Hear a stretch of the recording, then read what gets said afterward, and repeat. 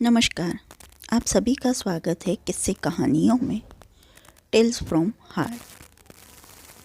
आज की कहानी पंचतंत्र की कहानी है जिसका शीर्षक है रंग में भंग। चलिए शुरू करते हैं। एक बार जंगल में पक्षियों की आम सभा हुई।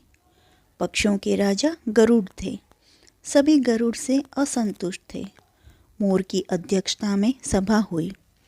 मोर ने भाषण दिया, साथियों, गरुड़ जी हमारे राजा हैं, पर मुझे यह कहते हुए बहुत दुख होता है कि उनके राज में हम पक्षियों की दशा बहुत खराब हो गई है।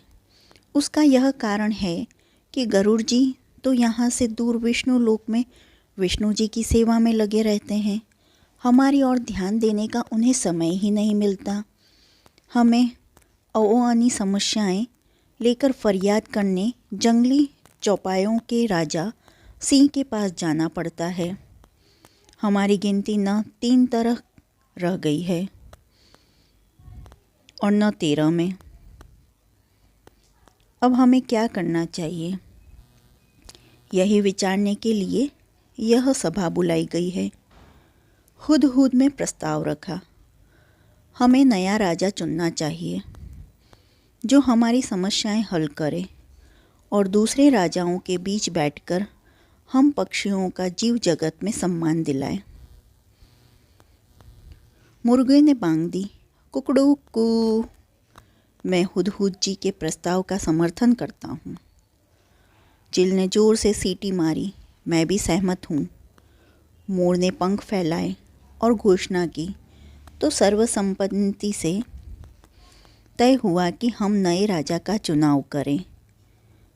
पर किसे बनाएं हम राजा? सभी पक्षी एक दूसरे से सलाह करने लगे। काफ़ी देर के बाद सारस ने अपना मुंह खोला। मैं राजा पद के लिए उल्लू जी का नाम पेश करता हूँ। वे बुद्धिमान हैं, उनकी आंखें तेजस्वी है, स्वभाव अति गंभीर है, ठीक जैसे राजा को शोभा देता है।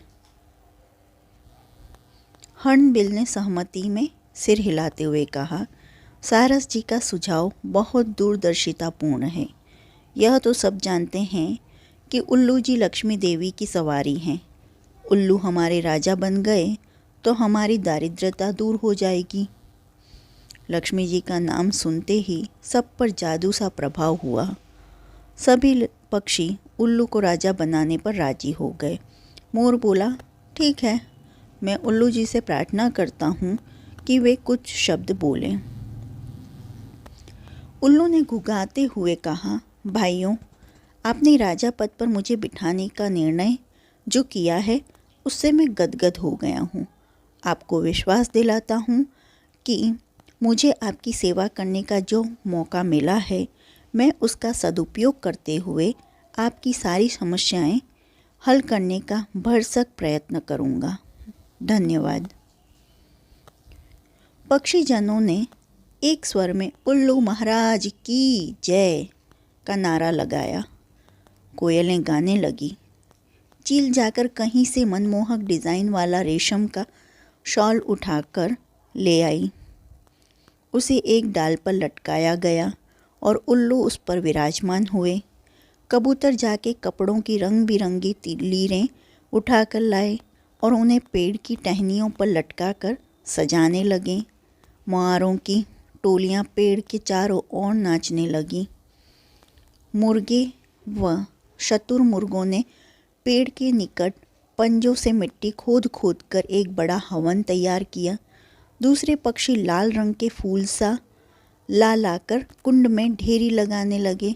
कुंड के चारों ओर 8-10 तोते बैठकर मंत्र पढ़ने लगे। बया चिड़ियों के सोने व चांदी के तारों से मुकुट बुन डाला और हंस मोती लाकर मुकुट में फिट करने लगे। 2 मुख्य तोते पुजारियों ने उल्लू से प्रार्थना की, हे पक्षी श्रेष्ठ, चलिए लक्ष्मी मंदिर चलकर लक्ष्मी जी का पूजन करें। निर्वाचित राजा उल्लू तोते पंडितों के साथ लक्ष्मी मंदिर की ओर उड़ चले। उनके जाने के कुछ क्षण पश्चात ही वहाँ कौवा आया। चारों ओर जश्न सा माहौल देखकर वह चौंका। उसने पूछा, भाई, यहाँ किस उत्सव की तैयारी हो रही है? पक्षियों ने उल्लू के राजा बनने की बात बताई। कौवा चीखा, मुझे सभा में क्यों नहीं बुलाया गया? क्या मैं पक्षी नहीं? मोर ने उत्तर दिया, यह जंगली पक्षियों की सभा है। तुम तो अब जाकर अधिकतर कस्बों व शहरों में रहने लगे हो। तुम्हारा हमसे क्या वास्ता? कौवा उल्लू के राजा बनने की बात सुनकर जल भुन गया था। वह सिर पटकने लगा और कां कां करने लगा। अरे तुम्हारा दिमाग खराब हो गया है जो उल्लू को राजा बनाने लगे। वह चूहे खाकर जीता है और यह मत भूलो कि उल्लू केवल रात को बाहर निकलता है।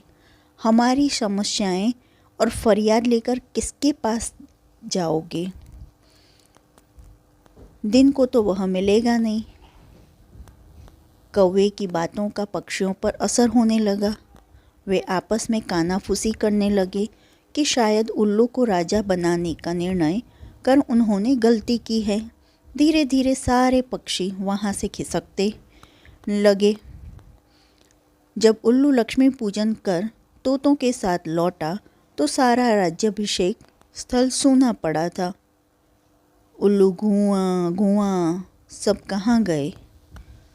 उल्लू की सेविका खंडरिच पेड़ पर से बोली, कौवा आकर सबको उल्टी पट्टी पड़ा गया। सब चले गए। अब कोई राज्याभिषेक नहीं होगा। उल्लू चोंच पीस कर रह गया। राजा बनने का सपना चूर चूर हो गया। तब से उल्लू कौवों का बैरी बन गया और देखते ही उस पर झपटता है। सीख, कई में दूसरों के रंग में भंग डालने की आदत होती है और वे उम्र भर की दुश्मनी ले बैठते हैं। जो आपको यह कहानी पसंद आई हो तो इस कहानी को लाइक, शेयर एंड सब्सक्राइब करें। देखने के लिए धन्यवाद। जय हिंद, जय भारत।